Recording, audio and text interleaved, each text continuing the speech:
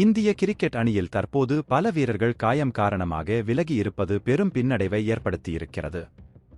இந்தியாவுக்கு சுற்றுப்பயணம் மேற்கொண்டுள்ள இங்கிலாந்து அணி 5 டெஸ்ட் போட்டிகள் கொண்ட தொடரில் விளையாடுகிறது.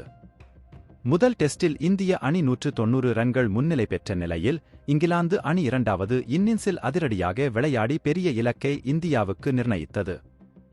இதனை எதிர்கொள்ள முடியாமல் இந்திய அணி 28 ரன்கள் வித்தியாசத்தில் தோல்வியை தழுவியது.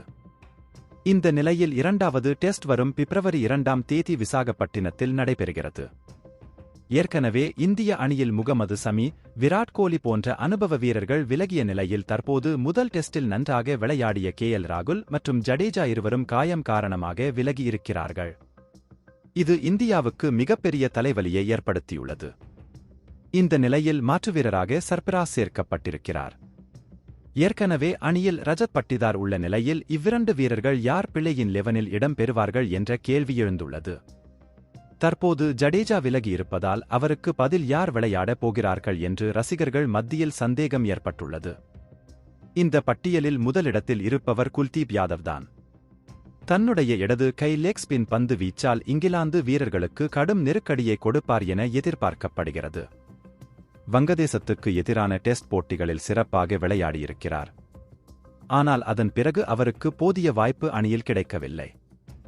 இதனால் ஜடேஜா இடத்தில் குல்தீப் விளையாட அதிக வாய்ப்பு இருக்கிறது. இந்த பட்டியலில் இரண்டாவது இடத்தை பிடித்திருப்பவர் வாஷிங்டன் சுந்தர். வாஷிங்டன் சுந்தர் ஒரு ஆல் ரவுண்டர் என்பதால் பிளேயிங் 11இன் இவர் இணைந்தால் பேட்டின் வரிசை பலமாகும். இதனால் இவருக்கும் ஒரு வாய்ப்பு இருக்கிறது. இதேபோன்று சமரப் குமாரும் இதுவரை ரஞ்சி போட்டியில் 290 விக்கெட்டுகளை வீழ்த்தியிருக்கிறார். இவர் ஏற்கனவே இந்திய அணியில் சேர்க்கப்பட்டாலும் இதுவரை வாய்ப்பு கிடைக்கவில்லை. சமீபத்தில் இங்கிலாந்து லயன்ஸ் அணிக்கு எதிரான 4 நாள் பயிற்சி ஆட்டத்தில் சமரப் 5 விக்கெட்டுகளை வீழ்த்தினார்.